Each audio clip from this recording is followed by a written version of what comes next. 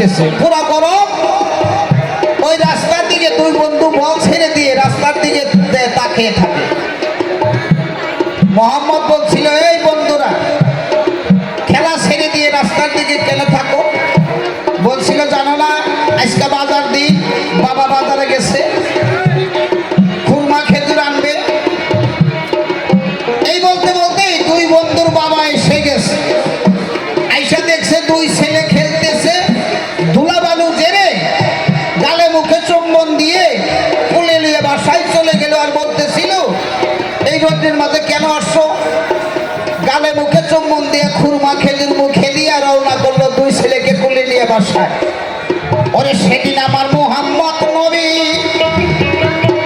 ওরে চোখের পানি সারে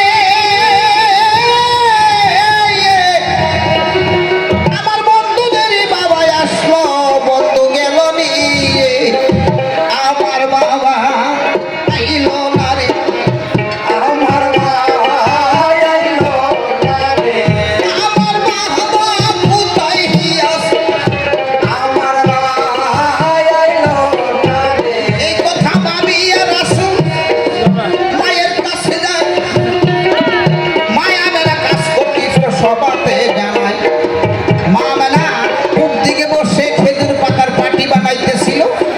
মোহাম্মদ যাইয়া এইভাবে জড়াইয়া ধরল, বলতেছে, বাবা দুষ্টামি করিস না, ছেড়ে দে, আমি কাজ করতেছি। সে দেখে মোহাম্মদের চোখের পানি বুক ভেসে যাইতেছে। বলতেছিল, বাবা তোর কি হয়েছে? তোকে কে মেরেছে? তোর চাচা বিচার করবে, আমি তার বিচার করব। বলে, মা আমাকে কেউ মারে নাই, শুধু একটি কথা তোমার কাছে জানতে চাই। বলে, কি কথা? বলে, বন্ধুদের বাবা আসলো, ধুলাবালু জেরে কুলে নিয়ে খুরমা খেজুর মুখে দিল, আমার বাবা তো কোনোদিন আসলো না। ওরে মায়া মেরা চোখের পানি সেদিন দিয়েছে ছাড়িয়া, ওরে কি শোনাইলি ওরে বাবা, অন্তর যায় ফাটিয়া।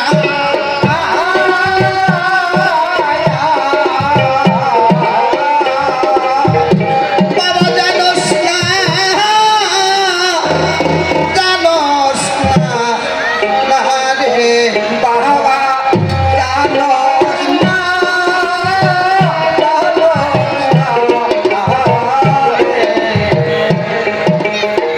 তুমি যখন বলবে সিলায়া তোমার বাবা যায় হারা রে বাবা জানোস না,